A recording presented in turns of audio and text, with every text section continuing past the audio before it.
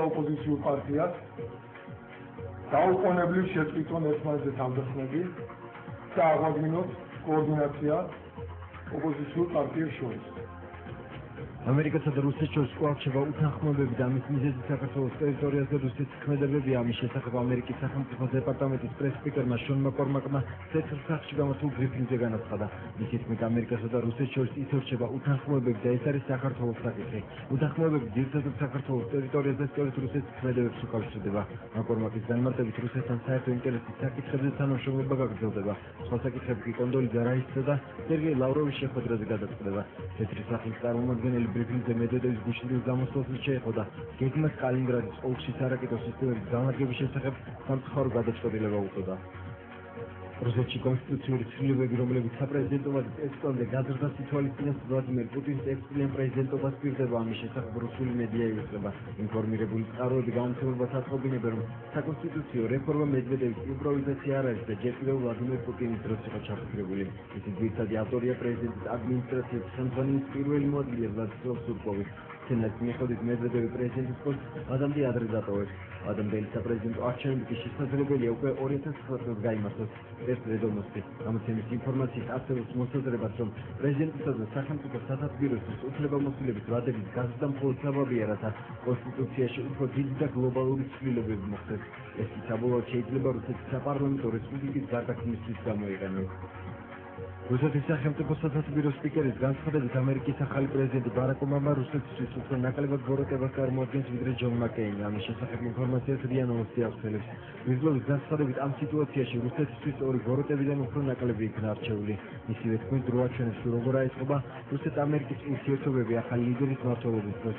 მიზნობა აღნიშნა, რომ ორივე პრეზიდენტობის კანდიდატი ჯონ მაკეინი და ბარაკ ობამაც აშკარა ანტირუსული გამოთქმებით გამოდიოდნენ. ადამიანის უფლებათა და დაცვის საპარლამენტო კომიტეტის თავმჯდომარე დღეს საფრანგეთის ელჩს საქართველოში ერიკ ფურნიეს და ევროკავშირის სპეციალური წარმომადგენელს ამიერკავკასიაში კავკასიაში პიტერ ცემნებს შეხვდა. შეხვედრა დაყრდნილ კავშირმა გაიმართა. საუბრის მთავარი თემა ადამიანის უფლებების დაცვის საკითხები იყო. ცემნების განცხადებით, აუცილებელია, რომ ქვეყანაში დაცული იყოს პატიმრების უფლებები. სამხრეთ კავკასიაში ევროკავშირის სპეციალურმა წარმომადგენელმა არსენი შულცთან შეხვედრის შემდეგ ევროკავშირის სადამკვირვებლო მისიაზე თითოეუბრა.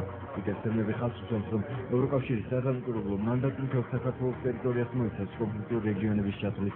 მისივე თქმით, ევროპელი დამკვირვებლების კონფლიქტურ ზონებში შესვლის თვალსაზრისით პრობლემები არსებობს. ცემნები ვერ აკონკრეტებს, თუ როდის შეძლებს ევროკავშირის მისია უშუალოდ ეგრეთ წოდებული სამხრეთ ოსეთისა და აფხაზეთის ტერიტორიაზე შესვლას. საკმაოდ საინტერესო შეხვედრა იყო. ისაუბრეთ ადამიანის უფლებების დაცვის საკითხებზე, ასევე ციხეებში პატიმრების მდგომარეობაზე. აუცილებელია, რომ ქვეყანაში ადამიანის უფლებები დაცული იყოს. იმედოვნებ, რომ ამ საკითხებზე სასაუბროს კვლავაც შევიკრიბებით. არსებობს მხოლოდ ორი თემა. თემა არის ომის და თემა არის მშვიდობის. ყველაფერი, რაც არის დაკავშირებული ამასთან, ამაზე იყო საუბარი. მართალია, დრო ამ საუბრისათვის არ გვეყო და ალბათ ის გაგრძელდება. ეს თემა ძალიან მოხარული ვარ, რომ მოგზავნდა ჩვენთან და მოისმინა ჩვენგან ჩვენი ხედვა ისეთი საკითხების, როგორიც არის ადამიანის უფლებათა გააცვა თუ დარღვევა საქართველოში, ეროვნულ უმცირესობებთან ურთიერთობა, რელიგიებთან ურთიერთობა. სტუდია ობიექტივი ჟურნალისტი ირმა ინაშვილი აგვისტოს მოვლენებთან დაკავშირებით პუბლიცისტურ საგამოძიებო ჟანრის ფილმს აქვეყნებს დოკუმენტური ფილმის პრეზენტაცია, რომელსაც მისმა ავტორებმა ჩეხი დაარქვეს. დღეს სასტუმრო პრიმავერაში გაიმართა. ფილმი ორი ნაწილისაგან შედგება და მასში პროცესები ასახული, რომელიც საქართველოში აგვისტოში მიმდინარეობდა. ფილმის ავტორის ირმა ინაშვილის თქმით, ფილმში საუბარია იმ მოვლენებზეც, რამაც მისი თქმით საქართველოს კონფლიქტამდე მიიყვანა. ფილმზე ინაშვილის გარდა სხვა ჟურნალისტებიც მუშაობდნენ, თუმცა მას ვინაობას ფილმის ავტორი შეგნებულად არ ასახელებს. ინაშვილის განმარტებით, უკვე დაწყებულია უცხოურ ტელეარხებთან მოლაპარაკებები, რათა ფილმის ჩვენების საშუალება საზღვარგარეთ მხოლოდ ქართველებსაც მიეცეს. რა მიგვიყვანა ჩვენ ომამდე, ამაზეც არის ფილმში ლაპარაკი. ომამდე ჩვენ მიგვიყვანა უკანონო არჩევნებმა, სხვათა შორის, რომელსაც ხარი დაუჭირეს ევროსტრუქტურებმა, ამერიკის შეერთებულმა შტატებმა, ომს წინ უძღოდა ასევე უმძიმესი ფინანსური კრიზისი, საბიუჯეტო კრიზისი, მილიონობით ლარი გაიცა ბანკებიდან ნაციონალების კანდიდატების ხარდასაჭერად და საჭირო იყო აი ამ მთელი რიგი პრობლემების გადაყარვა. რაღაცა ახალი თემი და ეს ახალი თემა ჩემი გამოძიებიდან გამომდინარე იყო ომი, რომელიც არ ყოფდა სააკაშო. ძალიან ბევრი ჩორეა, ძალიან ბევრი დაუზუსტებელი ინფორმაცია საზოგადოებაში, საზოგადოება მოითხოვს პასუხებს იმ კითხვებზე, რომელიც გაისვა აგვისტოს მოვლენების შემდეგ. ეს იყო მცდელობა, რომ აგუკეთებინა ანალიზი ამ მოვლენების, პრევენციის საშუალება არც მედიაში, არც პოლიტიკური პროცესის მხრივ არ დარჩა, ანუ საფრთხეების ანალიზი რეალური არ დაწესებოდა, გადაწყვეტილებები მიიღებოდა ერთპიროვნულად და როდესაც ადამიანი ერთპიროვნულად იღებს გადაწყვეტილებას, მაშინ ის არასდროს არ არის დაზღვეული შეცდომებისგან. მე არ ვამბობ, რომ ეს კონფლიქტი იყო საქართველოს ინიციირებული, თუმცა იყო ძალიან უსტატურად დაგებული ხაფანგი, სათაგური, რომელშიც პატარა თაგუნამ თავი გაყო.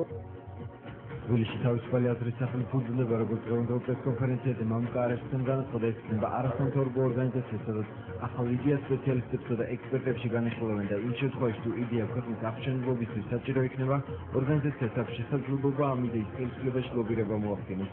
მისივე თქმით, ორგანიზაცია არ იქნება შეზღუდული და ადამიანებს შეუძლიათ წარმოადგენს იდეა, რომელიც შეეხება განათლების, მეცნიერების, კულტურის, საგარეო ურთიერთობების, შიდა პოლიტიკის, ჯანდაცვის, სოციალურ თუ ეკონომიკურ სფეროებს. მამუკარებშიც განცხადებით, ორგანიზაცია ფინანსდება დასავლეთიდან, ორგანიზაციას დახმარებას უწევენ დასავლეთ ევროპაში მყოფი ქართული დიასპორის წარმომადგენლები. ისინი თვითონ თავისუფალი აზრის სახლის საშუალებას მისცემს ადამიანებს, გამოიყენონ ტრიბუნაზე და თავისი წვლილი შეიტანონ ქვეყნის აღშენებობის პროცესში. არასამთავრობო ორგანიზაცია თავისუფალი აზრის სახლის პრეზენტაციას 15 ნოემბრის არის დაგეგმილი. ამ ორგანიზაციას აქვს გარკვეული პრეტენზია, რომ გაერთიანოს აი ეს ადამიანები, ესე იგი პროფესიონალები, ინტელიგენციის ნაწილი, სასურველი არასასურველია ძალიანად. იმ საქმის უწესოს ქვია ქვეყნის მშენებლობა, ყვალინდელი საქართველოს მშენებლობა, საქართველოს ყვალინდელი დღე. გარკვეული პრეტენზია გვაქვს საზოგადოებრივი აზრის შექმნისა მოსმენებრივია. რომ მეთოდოლოგია როგორ მუშაობის მეთოდოლოგია როგორია ჩვენი ორგანიზაციის, აქ მოხდება ნებისმიერი იდეის, რომელიც ქვეყნისთვის არის მნიშვნელოვანი და მომგებიანი, პრეზენტირება, ექსპერტიზა და შემდეგ საზოგადოების სამჯაროზე გამოტანა. ჩვენ გვინდა უბრალოდ ესე იგი საქართველოში საზოგადოების ჩამოყალიბების ის პრინციპებს ჩაუყაროთ საფუძველს. განათლების ეროვნული კავშირი დედაქალაქის საკრებულოს თხოვნით მიმართავს გადაერქვა სახელები მოსკოვის პროსპექტს და სანქტ-პეტერბურგის ქუჩას. კავშირის მდივნის განცხადებით დაუშვებელია საქართველოს დედაქალაქში აგრესორი ქვეყნის ქალაქების დასახელების ქუჩები იყოს. არაბეძის თქმით მოსკოვის პროსპექტს, ხინვალის პროსპექტი, სანქტ-პეტერბურგის ქუჩასი ახალგორის ქუჩა უნდა დაერქვას. მისივე თქმით, რუსეთი საქართველოს წინააღმდეგ არა მარტო სამხედრო და პოლიტიკურ, არამედ კულტურულ აგრესიასაც ახორციელებს, რასაც მისივე თქმით, ქართული საზოგადოება წინ უნდა აღუდგეს. გადა პოლიტიკური და სამხედრო აგრესიისა რუსეთის ფედერაციიდან მიზანმიმართულად ხორციელდება კულტურული აგრესია, რაც გამოიხატება ქართული საგამოძიებო კულტურული ძეგლების მიზანმიმართულად განადგურებაში, ქართული ტოპონიმიკის წასვლაში და ქართველი ერის მომავალი თაობისთვის ისტორიული მეხსიერების დაკარგვაში. სრულიად გაუმართლებლად მიგვაჩნია საქართველოს დედაქალაქში არსებობდეს მოსკოვის სახელობის პროსპექტი და სანქტ-პეტერბურგის ქუჩა. ჩვენი კატეგორიული მოთხოვნაა მოსკოვის პროსპექტს ეწოდოს ხინვალის პროსპექტი და სანქტ-პეტერბურგის ქუჩას ეწოდოს ახალგორის ქუჩა. დიანის შემცირების საქართველოს ქსელი ფერმერზე და კანონპროექტი ნარკოტიკების მოხმარებასთან დაკავშირებით, თუმცა მის პარლამენტში წარსადგენას 30,000 ხელმოწერაა საჭირო. პროექტი ნარკომანებისთვის არასასჯელს, არამედ მკურნალობას და მაღალ ჯარიმას ითვალისწინებს. კანონპროექტით იზრდება სანქციები ნარკოტიკების გამსაღებლებისათვის. მოხმარებლებისათვის კი გათვალისწინებულია მკურნალობა სახელმწიფო ხარჯით. მკურნალობა სახელმწიფო მოთხოვნიდან 6 თვის განმავლობაში უნდა დააკმაყოფილოს. კანონპროექტის ავტორების თქმით, ცვლილებების ამასავალი წერტილი ის არის, რომ ნარკოტიკების მომხმარებელი არა დამნაშავე, არამედ დაავადებული პირია, რომელსაც გადაუდებელი დახმარება სჭირდება. ინიციატივა ითვალისწინებს ნარკოტიკების მომხმარებლის ნარკომანიის დაავადებული პირის ჯანდაცვის კურსის პრობლემატიკის დასმას, რომ ნარკომანიის დაავადებული პირის სახელმწიფო შეცვალოს მიდგომები და ეს განხილვას როგორც ავადმყოფის შესაბამისად სამართლებრივი და ადმინისტრაციული პასუხისმგებლობის ნაწილი ნარკომანიის დაავადებული პირების მიმართ კარგელი ინიციატივით უქმდება.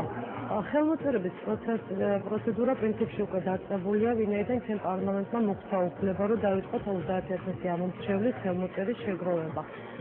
პროექტი ითვალისწინებს, კანონპროექტი ითვალისწინებს კოდექსში ნარკოტიკულ საშუალებებთან დაკავშირებული ცვლილებების შეტანას და დამატებები, რაც დაახლოებით გამოხატულია ჯარიმების შემცირებაზე და ამავდროულად გამსახველებზე უფრო მკაცრი სანქციების შემოღებაზე.